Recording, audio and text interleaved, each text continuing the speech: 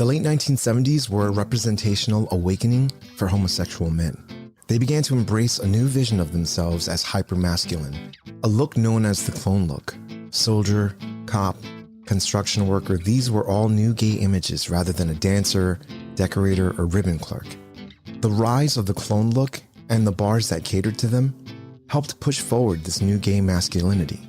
But porn took it to the rest of the country, and the man who bridged the old world of closeted straight men and the new gay masculine sexuality was filmmaker Joe Gage.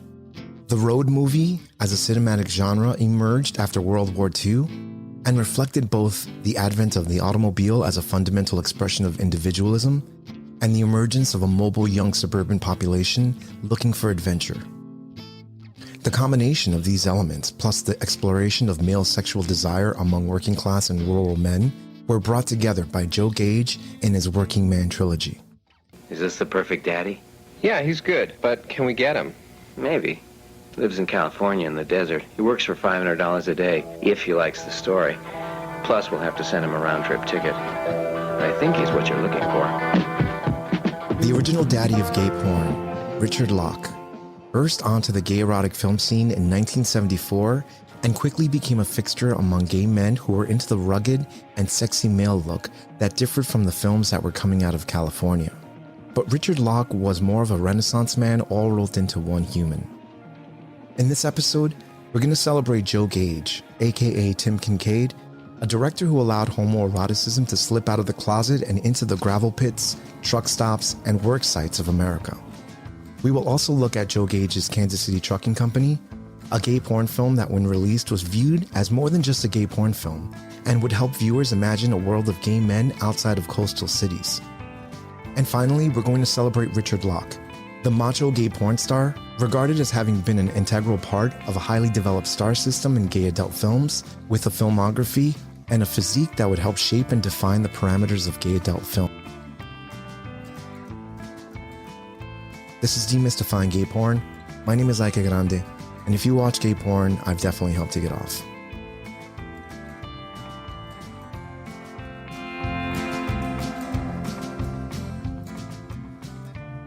Before we continue, I want to remind you that you can help this channel and its original yet risque content by liking, clicking the subscribe button, or selecting the bell icon for notifications to see more content like this. And for all you podcast listeners, leave a review or rate it if you can. Thank you.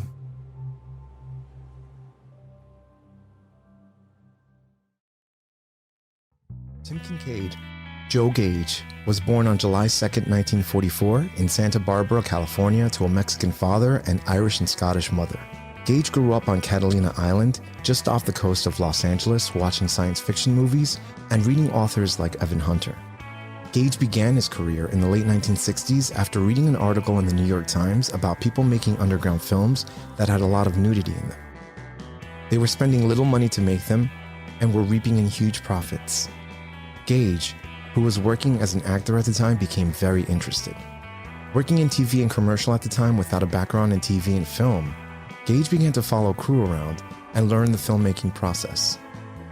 Along with his friend, Gage began to raise money and made their first softcore film, which did pretty well. From there, they made their second one, inevitably making their first hardcore film, Girl in a Penthouse. It was made in a day and a half and was Gage's introduction to hardcore cinema.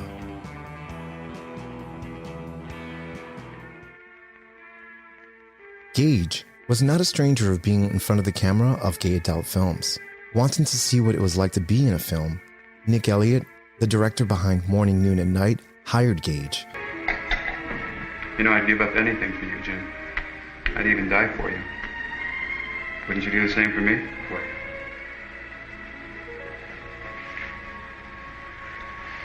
No. No? You love me, don't you? I love you sometimes.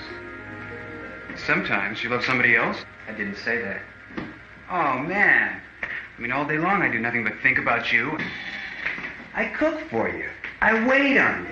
Of the experience, Gage has gone on to say, "You can't tell an actor what to do unless you have the experience." From there, Gage and his friend, who took the stage name Sam Gage, began their director-producer relationship.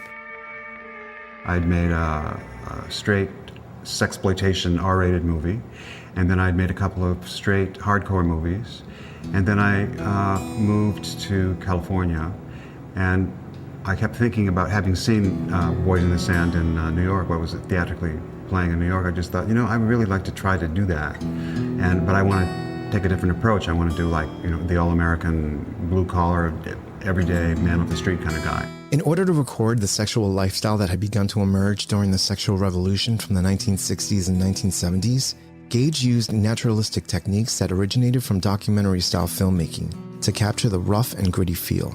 His films reveled in the sexual subculture that had emerged in the years immediately preceding Stonewall, amid the seedy rundown and unused industrial spaces that supplied many opportunities for uninterrupted sexual activity with multiple and unknown partners.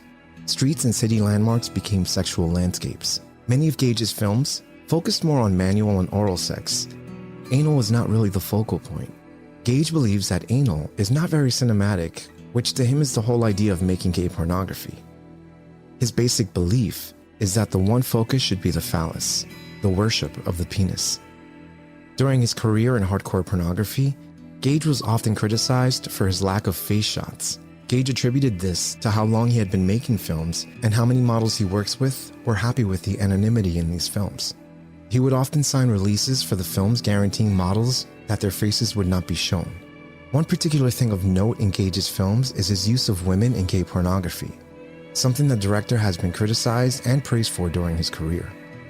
Also, the use of women in these films came before the bisexual film niche began. Gage opted to have women in his films because they were a necessary part of our world, but included women in a way that would not distract from what a majority of the audience was wanting to see.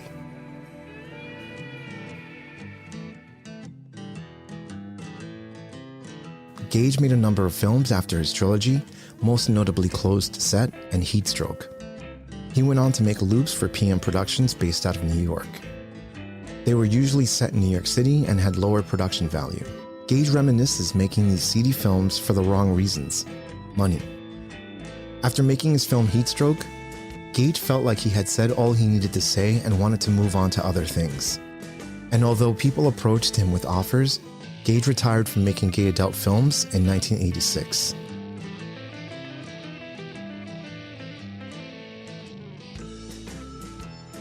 While working for a movie company in New York, Gage met a producer who would eventually become his wife. Gage, having never identifying himself as a gay man, married and had 2 sons. Unlike some of the characters in his films, Gage abstained from having sex with other men while he was married, saying, "I was 100% faithful to my wife during my years as a full-time husband."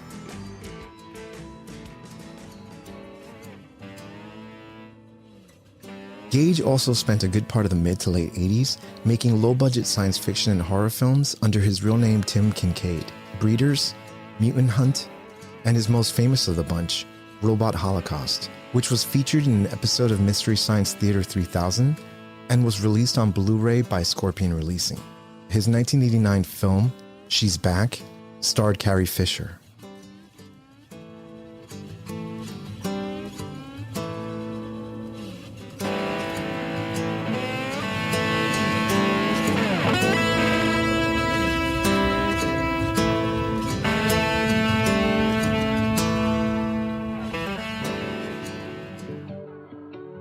Joe Gage's pornographic films created a unique strain of hardcore pornography that stands apart from the work of other hardcore filmmakers from that period. The cinematic worlds that Gage created were uncomplicated fantasy and exaggerated male sensuality.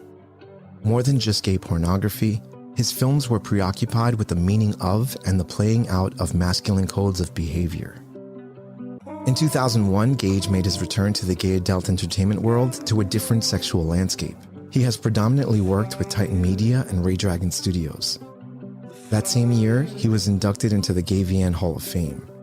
Gage would later partner with Ray Dragon and Dragon Media to focus on intergenerational films featuring older men with younger guys. His last directorial credit is listed as West Texas Park and Ride in 2017, with collections being released under Dragon Media as recent as last month.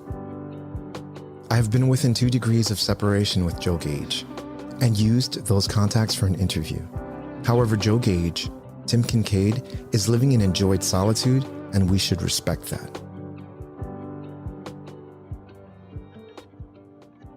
Fun fact, remember this scene from Quentin Tarantino's Pulp Fiction? Bring out the Gimp. I think the Gimp's sleeping. Well, I guess you just have to go wake him up now, won't you?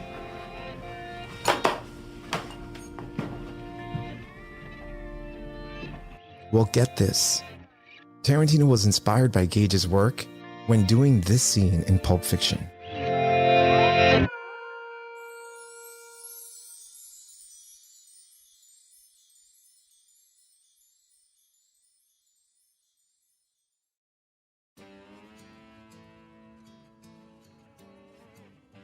It had been almost 10 years since Joe Gage had read an article by Vincent Canby, the daily film critic from the New York Times, that had started him thinking about making sex films.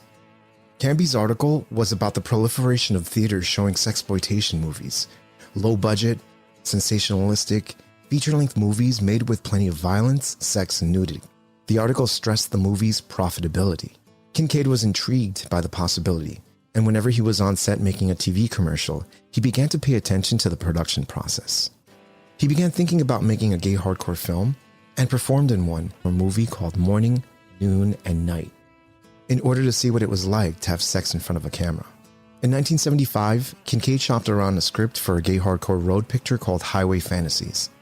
Eventually, Kincaid and his friend, under the names Joe and Sam Gage, raised the money to produce it themselves. The movie would be called Kansas City Trucking Company. The film would be a journey filled with travel and sexual episodes. It would also be a journey of self-discovery. Gage was an avid fan of B-movies, horror movies, and biker flicks, like The Wild Angels. At a time when Wakefield Pool brought an artistic visual to these films, Gage was thinking along the lines of a Tom of Finland B-movie. Wakefield was art. It was like museum quality, something could be seen in that kind of a setting. I was doing something that was really had a beginning, a middle, and end, an arc, character arcs, the whole 9 yards, and it was new. And at a time when the U.S. was seen as New York and Los Angeles, Gage wanted a desert, filled with cactus, open land, and of course cowboys.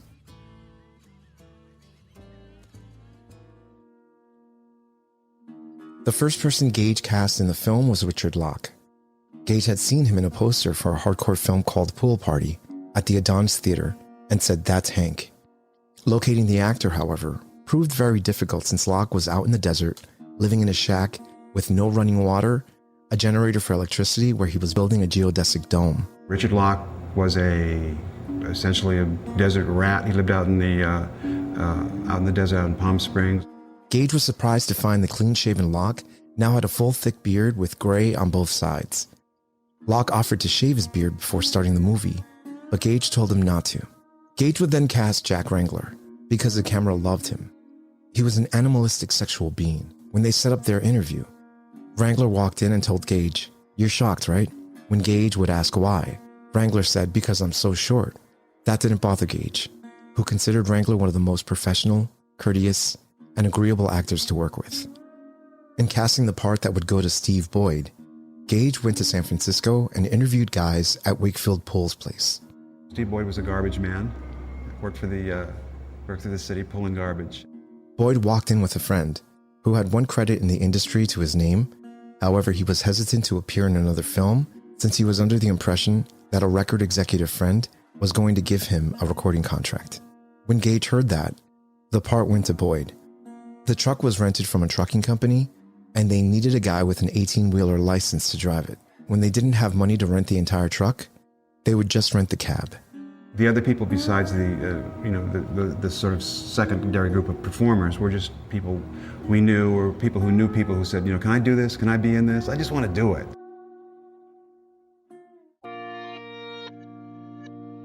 A lot of Kansas City Trucking Company was shot in Gage's home out in Laurel Canyon, where the crew built sets, and downtown LA. Other shoots were in the desert. During production, Gage always had a UCLA student on hand in order to flash their film school card whenever needed, and it did come in handy. At one point, one of the scene's footage was lost when a camera jammed up. While thinking about what to do, Boyd, who was in the scene, told Gage, "Just give me 10 minutes and I'll be good to go again." For the direction of the film, Gage has said not one bit of it was improvised. Every line was scripted.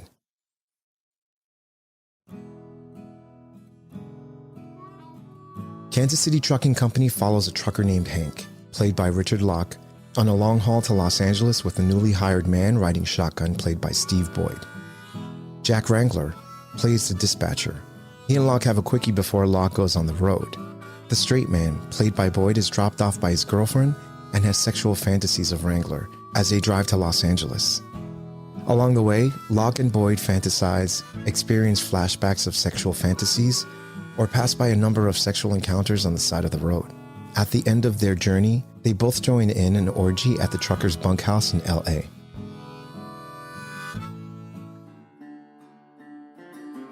The ad agency took one look at the materials, advertising materials and everything, and the lady who ran the ad agency said, "This is running in the subways." And they took a full ad campaign that played in the subways. No one had done that, gay or straight, no one had ever done a X-rated film before with that kind of a campaign.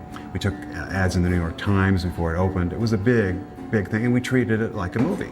Kansas City Trucking Company was released on Christmas 1976, and was extremely successful with audiences as well as highly profitable for Gage and all of his partners.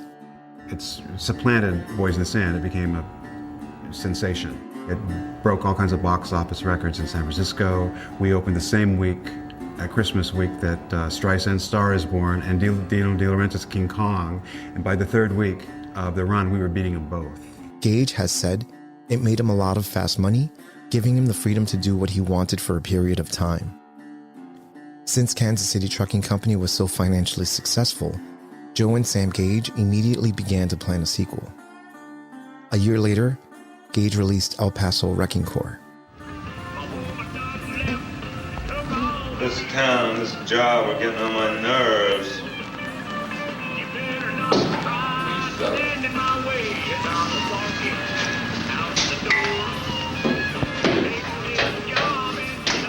One more 3-day layover like this one, and I got half a mind to get in that pickup and head out.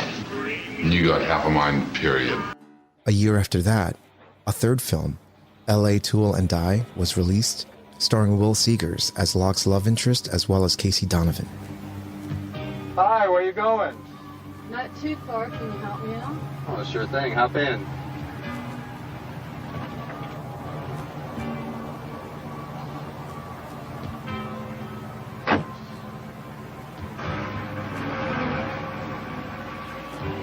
My name is Fred. What's yours? Fred. That's really unusual, isn't it? Mm-hmm. The emergence of gay identity as a political concept and as the focus of political organizing was taking shape in large cities with large lesbian and gay communities. Smaller cities and rural areas, however, were still in the closet. Gage pointed his camera in that direction in order to portray the play of homosexual desire among men who lived outside of urban gay communities of New York, Los Angeles, and San Francisco. Gage's Working Man Trilogy are regarded as 3 of the best gay erotic films ever made to this day. Imaginative framing, creative camera work, and their implicit and explicit radical political intentions and frequent seriousness of purpose. It has the dreamy qualities of Pohl's work mixed with the sexual hunger of Fred Halstead's, while making the hero of the films the quintessential blue-collar working man. The film created much of the macho iconography that we have come to know and love and recycled years after.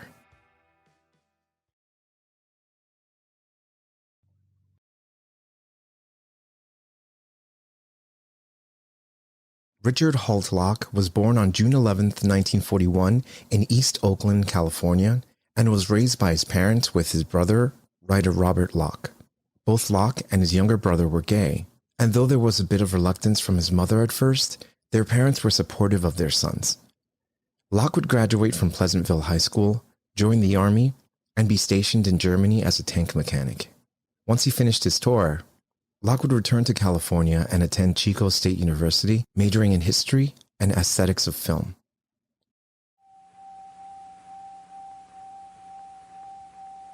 Locke had contemplated a life in film, but realized early on, in order to make films in Hollywood, you had to have money know somebody, or be in a union. 5 years later, while in Hollywood, Locke met somebody that asked him if he wanted to be in a movie. A rather different film where actors would take their clothes off, but a film altogether. One of Locke's first film roles was in Passing Strangers, directed by Arthur J. Bresson in 1974. Later that year, Locke would be featured in Dreamer, an adult film by director Jim West. But Locke would go on to gain a cult following after his recurring role as Hank in Joe Gage's Working Man Trilogy, Kansas City Trucking Company, El Paso Wrecking Corps, and LA Tool and Die. Locke developed a working relationship with directors Joe Gage and Arthur J. Bresson. Locke struck up a conversation with Bresson after attending the screening of his short film Boys, and the two remained friends afterwards. Bresson would go on to write Forbidden Letters with Richard Locke in mind and was shot over a period of 5 years. Locke would go on to have a prolific career appearing in films throughout the rest of the 70s and the mid-1980s. Locke's success was contributed to his overt sexual positivity, his age, his body frame, and dark hair. Locke really was tall, dark, and handsome.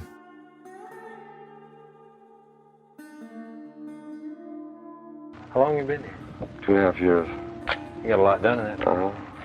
Well, it's been slow because of the money situation, but it's coming along. I got my wind generator, and it is really doing well. Locke had an insatiable interest in the 21st century, believing that a big problem facing the world was overpopulation and the waste we leave behind. He moved to the desert and began to build a 21st century house. As it was, Locke always considered his career as a porn star secondary to his career as a solar house designer and builder. I'm going to use some reflectors like that on my solar collector for my hot water heater. And put flaps on both sides of the collector. And they'll have aluminum facing it. Yeah. And at night they'll be closed on top of it so that the cold won't get into it. In the morning you open them up like this. And the sun reflects on the one in the morning, the other one in the afternoon, so that it gets constant double heat all day long. Locke had been fascinated with solar energy and living off the land from an early age. In 1975, he settled on an old soldier settlement property and built a geodesic domed home powered by electricity from his own windmill. You know, you can become self-sufficient here. You don't have to pay a thing. You're growing your groceries and whatever. So my tax is $10 a year because I live in the desert. Nobody wants to live in the desert. You know, but for me, it's me. The wind is fantastic. I pray for it. I like it because the wind generator picks up and you can hear it. It goes.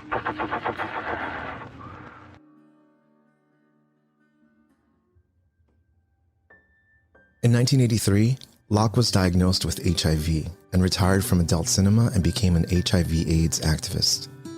He received an education from the American Red Cross, Gay Men's Health Crisis in New York City, and Michael Callan and Richard Berkowitz's book, How to Have Sex in an Epidemic, one of the first reading materials developed for the gay community during the HIV/AIDS epidemic. Locke would use his celebrity to make appearances at sensible sex seminars to try and influence a younger generation. Around the same time, Locke became a regular visitor to Ward 5B, the first inpatient AIDS ward in the country in San Francisco General Hospital, where he entertained patients, served brunch, and gave massages to people with AIDS. Locke would also travel to Mexico routinely for HIV drugs and distribute them in an underground clinic in Sacramento. Locke would also write for the Bay Area Reporter, giving numbers of interviews and writing safe sex columns, eventually releasing a book of collected material called In the Heat of Passion, How to Have Hotter, Safer Sex. Locke's last performance in a film was a non-sexual role in Jerry Douglas's The Diamond Stud. How long? 2 minutes. 2 minutes to denounce the Inquisitor. 2 minutes to swear your undying love for the Diamond Stud. 2 minutes to deny any plans for divorce. And a quick kiss. He moved back to Desert Hot Springs near Palm Springs, but with his health failing, Locke relocated to an apartment in Sacramento to be close to his family and medical facilities. I've had some very good friends throughout the years. Sexual friends as well as friends. And especially in this epidemic, I've learned that the most important thing that we have when all is said and done and we're ready to go wherever we're going to go when we die, the most important thing that you've had in your lifetime are friends. If you don't love yourself, nobody else is going to love you. No matter how many Prince Charmings come down the road, if you don't love yourself, they're not going to love you either. And they're not going to take care of you. And what happens when you have love of yourself, then you find it's easy to love other people. And not only that, it's easy for other people to love you. Love never stops. It's like light energy. Once light shoots off into space, it goes on forever. There's nothing to stop it. And that's the way it is with love. And once you've loved someone, that love exists and can never, ever be taken away. On September 25th, 1996, Richard Holt Locke died of AIDS-related lymphoma.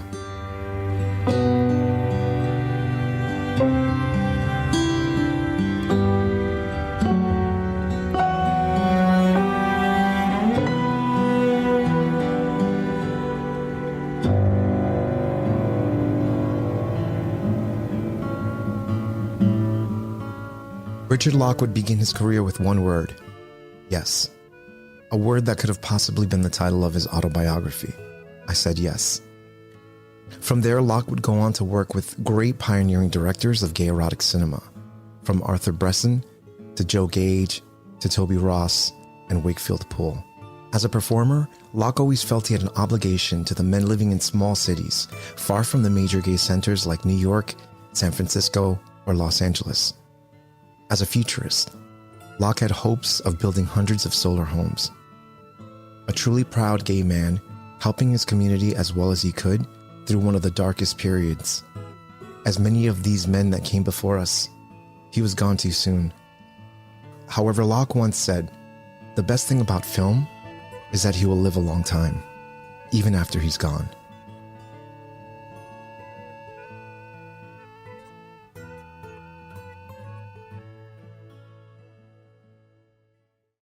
You've been watching Demystifying Gay Porn. I am your host, Ike Grande. Demystifying Gay Porn is available wherever you get your podcasts, as well as YouTube. Demystifying Gay Porn is on X, Instagram, Facebook, Telegram.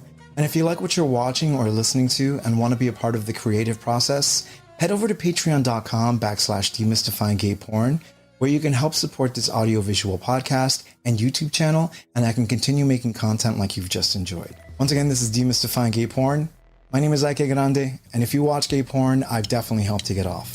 Cheers.